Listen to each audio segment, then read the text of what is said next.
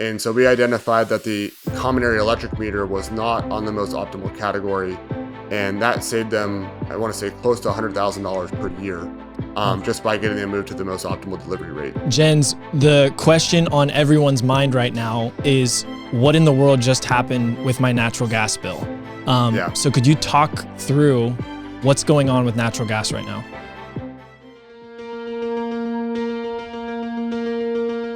Most people are not equipped to understand the seemingly endless facets of an HOA.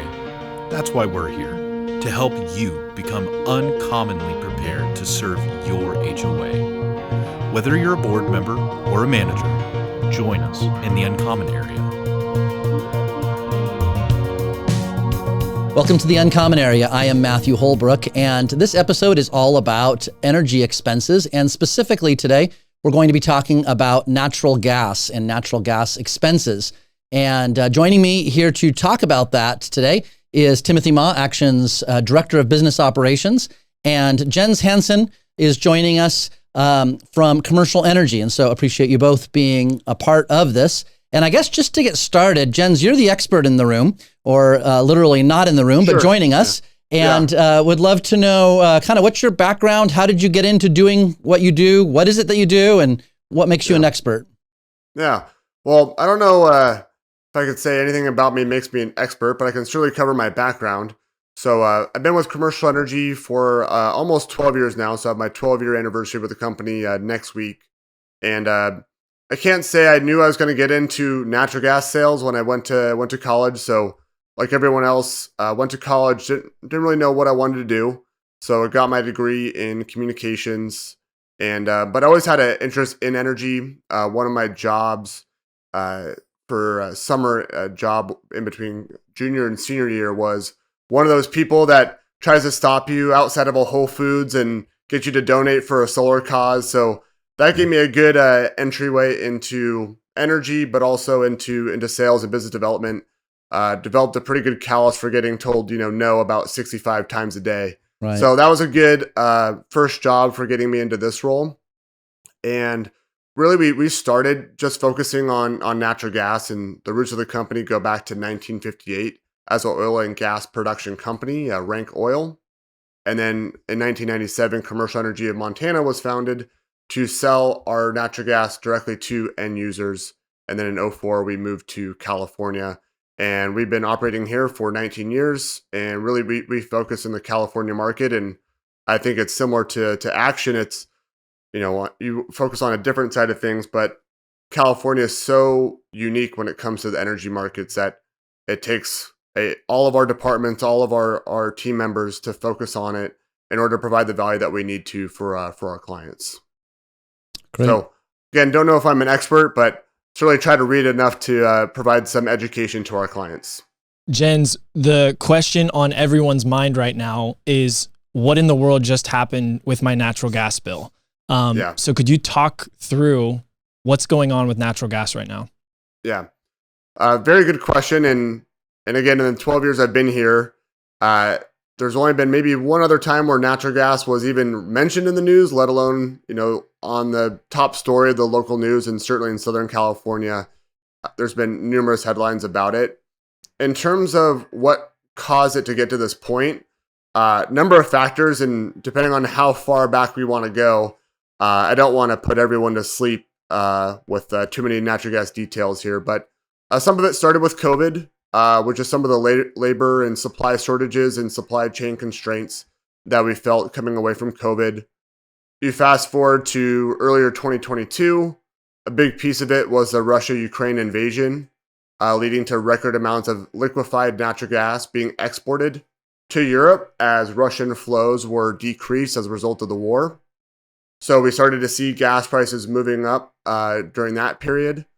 Then we've got one of the hottest summers on record, both across the country, but more of the factors are regional factors as opposed to national factors.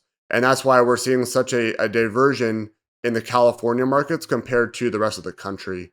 So we had a very hot summer, hot September.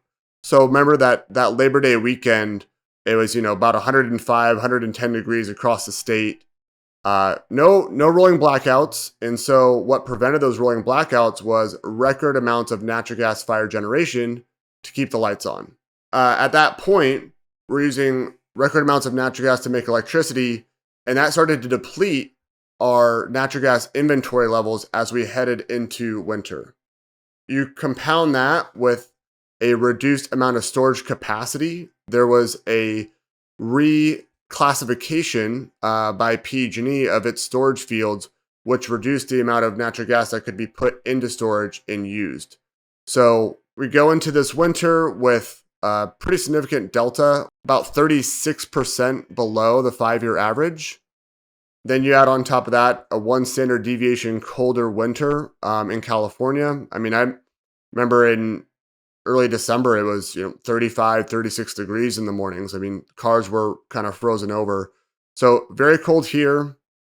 You add on to that the drought, decreasing imports of hydro, which again leads to more natural gas fire generation. So really a confluence of factors. And so we were talking about this on Tuesday night during our company all hands event, and other price spikes that we've seen, we saw one in 05-06 with Hurricane Katrina and Rita. We saw one in 08 during the global financial crisis. We saw a little one in 2014, but I mean, nowhere near the magnitude of what we just experienced this winter. And the scary part was all the other events, there was like something you could point to. You say, oh, well, there was a hurricane, or there's this global financial meltdown. This one was 3x the previous high record, but there wasn't something that you could like point to. It was 5 or 6 things that by themselves were pretty mundane, but all of them happening at the exact same time led to wholesale prices going.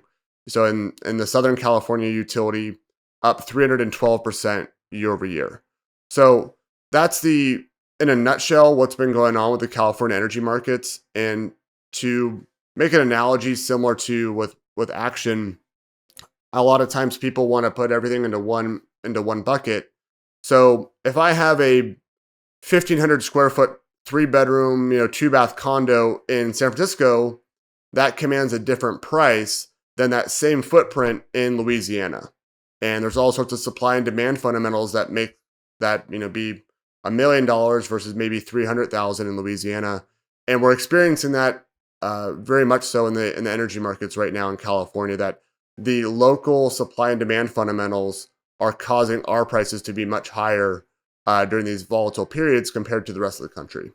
So to clarify, this is particularly a California issue, or it is just exacerbated in California, but nationally they're experiencing some level of this?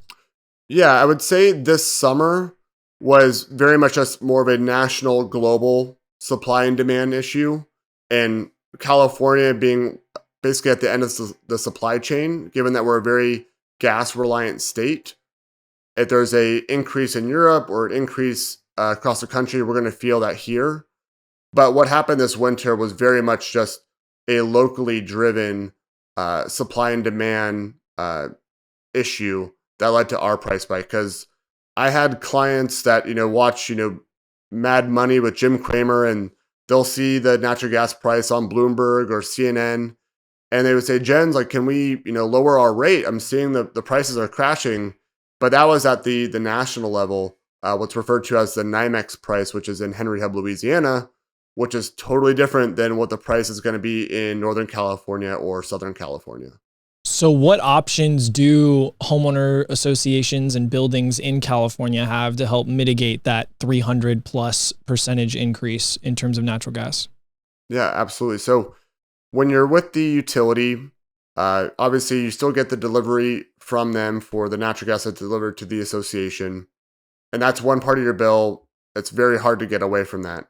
The procurement side, which is the one that's subject to all these market fluctuations, you can still stay with the utility, and they have a monthly variable rate that they pass through at their cost. So if their cost for that month was $3.45, like it was for SoCal Gas and SDG&E in January, they pass that right through to the consumer. But there is a choice in California because natural gas is fully deregulated. So any homeowner association, any single family home, any business can say, I want to buy my natural gas from a third party supplier while still receiving the safe and reliable delivery from my local utility. And we can provide options that the utility legally cannot. They're only allowed to provide a monthly variable rate. So we've got a number of action managed HOAs that have been with the commercial energy service, and most of them are either in a fixed plan that's tied out with their budget year.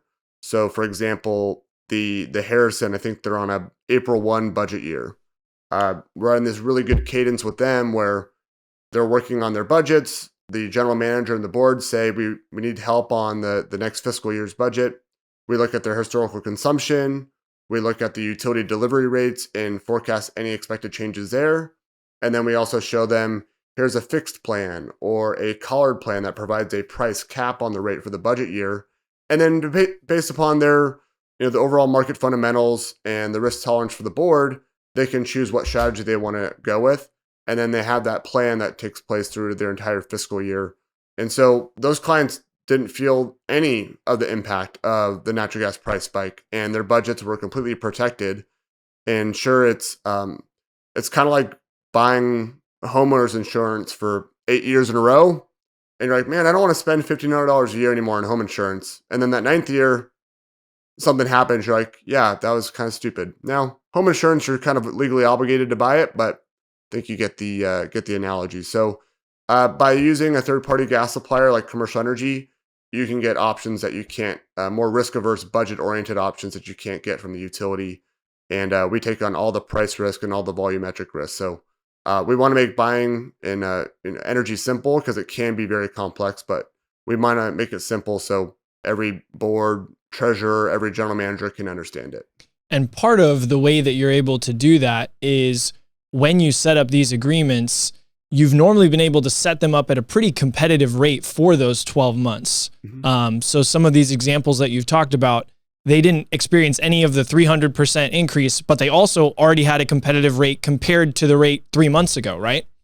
Yeah, exactly. And no different than interest rates. When you want to, buy a condo and I go get a loan from the bank, the rate's going to be set at the time and what's known at that time. So for our fixed rates or collared rates, it's just a function of what's the forward market showing us for natural gas for those months, what's the expected usage by month for that association, and then ultimately, given the market fundamentals, we'll give a recommendation to the board, hey, because some of them, as you know, they like to roll the dice a little bit, but I would say by and large, most boards, fairly risk averse. And at the end of the day, you've got 150 line items on the budget. And if you said, if I could just have every single one of these line items come out exactly how I budgeted, I think everyone would be pretty happy. And at least with natural gas, we can take that one line item off the plate and make sure it does come in within 1 or 2% of what we budgeted. But you're on the hook for the other 149 ones. So sorry, Tim. We can help with gas, but can't help with landscaping or garbage or water. Yeah. Jens, any city, local, state legislative updates that our boards or general managers should be aware of in the near future? The one, just to switch gears a little bit, the one that we're most trying to communicate to our clients about is the net energy metering rules in California. And that mainly applies to electricity with regards to installing solar photovoltaic panels on the association. So tell me that in English. Are you familiar with net energy metering? Yeah, tell that to us in English. Yes. So if a association wanted to look at installing solar panels to cover either the common area usage or even start to offset some of the usage inside the units, you could look at installing solar PV panels. And in California, there's a net metering tariff called Net Energy Metering 2.0. And what happens is, as the solar is overproducing in the middle of the day, more so than the consumption of the common area space, the grid acts as your battery. The grid takes the excess solar and they give you a retail credit back for the solar energy that you sent back to the grid, less a couple pennies. So it makes solar very viable from an economic position. Now, because so many people have installed solar throughout California, we now have this problem called the duck curve, where we're sending too much energy back to the grid in the middle of the day, we're oversupplying it at 12 p.m., 1 p.m. And so all the utilities and the CPUC have said, we need to adjust the rules for solar to get them to install a battery when they install a solar device. So what's happened now is on April 15th, the rules are going to change to what's called net energy metering 3.0. So you can still install solar. It's still going to be a benefit. The grid will still act as your battery. But now if I send solar energy back to the grid at 1 p.m., instead of getting the retail credit, I'm going to get the wholesale price credit, which is going to greatly devalue the energy I send back to the grid. So it's going to push paybacks back probably by about at least 2 years. So, and the April 15th deadline is not, the system doesn't have to be installed by then. You have to submit your application, your interconnection application to the utility before April 15th. So if you're in contract or close to being in contract with an engineering procurement construction company, the actual solar provider, there's a good chance you can still get in before the NEM 3.0 deadline. But if you do it post April 15th, you'll now be under the NEM 3.0 rules. And it's very likely that in order for your system to pencil, you'll have to install a battery system with it. It'll just add a little bit more project cost to it. Just to clarify though, if an association already had solar prior to April 15th, 2023, they're still able to get the full rebate from the grid. That's not changing. It's only Correct. For new systems after April 15th. Yeah. Okay. If you already have solar, you are already grandfathered into the net energy metering 2.0 rules, which are much more favorable. And that's for a 20-year period. Great. From the date of installation. Great. So that's one big legislative update that we've been keeping an eye on and advising clients about. The second is with regards to the Inflation Reduction Act. Back to solar, that did provide more tax benefits to not-for-profits that obviously can't take advantage of a tax credit in a traditional fashion. And so now there's a direct pay option for HOAs to install solar and get more of those tax credits that are in there, which previously they could not. So for the associations where they have the footprint and the appetite to want to look at solar, yesterday was the best time to look at it, and then today would be the next best day. We've seen huge increases from the cost of electric generation across all California utilities. San Diego Gas and Electric has the biggest increases. We'll be seeing average cost of power for SDG&E in the 35 to 40 cents per kilowatt hour range this year. PG&E is around 30 cents. SCE is around 25 cents a kilowatt hour. So huge increases. And so for HOAs that are looking at how can I stabilize, control, and reduce expenses, solar is a great way to do it if you have the available footprint, which obviously a lot of the high-rise towers that you have in your portfolio are not ideal candidates for. So back to the natural gas for just a minute. The current environment that we are in from a cost standpoint, do you anticipate that this is kind of a new normal, or do you expect the pricing to come down? Or I know you don't have a crystal ball, but to the extent that you do, what do you see happening? Yeah. Even if I did have a crystal ball, I'd still love to sit here and chat with you gentlemen about natural gas, though. So I just want to put that out there. So from a national level, we're seeing very robust production numbers on the natural gas side for 2023. We're going to see about a 4% increase in production.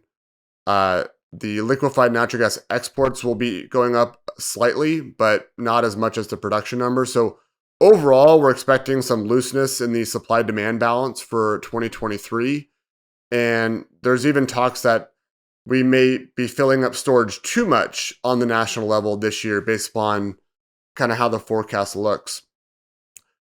To the other part of the question, some of the issues that caused this regional price spike, I do think those are things that can absolutely come back again in periods of extreme weather events.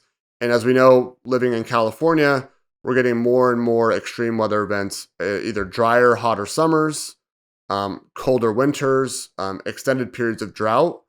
So I think in these periods, it's very it's very possible that a price spike similar, maybe not to the same extent, but that these 1 or 2 month weather-driven price spikes can happen. Again, the other component that I left out that caused, or is another factor that impacted our markets, was reduced pipeline capacity from West Texas. So in the Southern California region, we import a lot of our natural gas from the Permian Basin along the El Paso pipeline. August of 21, there was a large explosion on that pipeline. And so there's been continued maintenance, investigations, reduced pressures on that pipeline. And so when we've got periods where we've got very cold temperatures in the region and there's restricted flows on that pipeline, we physically cannot get enough gas into our system to meet the demand. And so now it just becomes, I've got low supply, high demand. Economics 101, we see a huge increase in the price. So nationally, I think prices will be pretty soft, and we're seeing that reflected in the Henry Hub pricing in Louisiana. We're at levels we haven't seen in 18 months. But I think in California, similar to other aspects of running an HOA or running a business, you have to expect that California is going to operate fairly uniquely and independently from the rest of the country. That's great. One thing that we moved past a little bit, but speaking of California and what commercial energy has helped Action and Action clients with, could you give a couple examples of how commercial energy has helped Action associations save valuable dollars? Yeah, absolutely. So there's 2 core services that we can bring to almost any Action managed HOA. The first one we've talked about is natural gas procurement, where for any HOA that says, hey, we can't just have a 312% price spike come out of nowhere, that's going to impact HOA dues and our budgets. We need to have more stability when it comes to our operational costs. That's something that we can implement right away. So for example, One Mission Bay in San Francisco, relatively new client for us, but they came to us and said, hey, we need more help. We need more education when it comes to our natural gas budget. So we got their usage, applied it against the utility delivery rates, and then walked them through different options. And so they end up fixing this year at around 68 cents per therm. So again, it's a good story that they're well below where the market was this winter. But at the end of the day, 68 cents was going to help them meet their budget, and they had a known budget. And so it's going to be a win whether the market went up, down, or sideways, because they had that predictable budget. And that's really the core services of what we're providing on the natural gas side. On the other service is utility bill auditing. And that is a success-based fee service that we provide to any of our natural gas clients. Obviously, we've had some pretty big success stories with clients like the Harrison and the Infinity. But a recent one would be 2177 3rd Street. Daniel Hastings, who's one of the rock star up-and-comer Action property managers. So he worked with one of my colleagues, Alex Polizos, got that approved by the board. And just one of the normal things that we do is 2 weeks after you come on board, we'll give you a report on looking at all of your natural gas meters, all of your electric meters, understanding what they serve, looking at the load profiles for each, and determining if they're on the most optimal delivery rate schedule from the utility. And so we identified that the common area electric meter was not on the most optimal category, and that saved them, I want to say, close to $100,000 per year just by getting them moved to the most optimal delivery rate. So those are really good success stories. There have been some ones that are pretty large in terms of the annual savings generated. But as Matthew said, I don't want to be promising $2 million of savings for every client. But the thing that I can always promise is that you'll get more educated about the energy markets, you'll be more informed, and you'll have a more predictable, accurate, and stabilized budget when it comes to energy. So for the boards and HOAs where that's important, we can help every single one of them. Right. Well, hey, Jens, that's been super helpful, and really, really appreciate your experience and expertise and joining us here for the Uncommon Area. I know that will be a really valuable episode for a lot of our board members. So thank you for joining us, and hope that you check out other episodes of the Uncommon Area.